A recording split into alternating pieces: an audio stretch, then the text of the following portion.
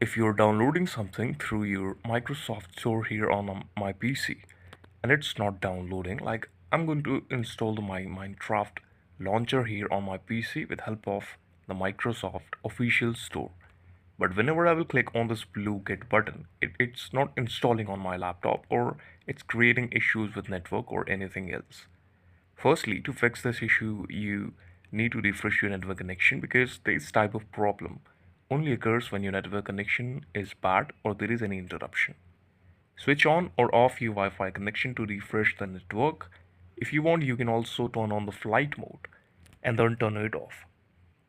The second thing you need to do is, if the problem persists currently, then you have to go on start button, click on the power off, and then click on the last option, that is restart your PC. It will restart your PC, all the data will be refreshed, and now you can see that whenever we will go to the website, we can clearly install it after clicking on this blue icon. You won't face any type of error like this if you refresh your device.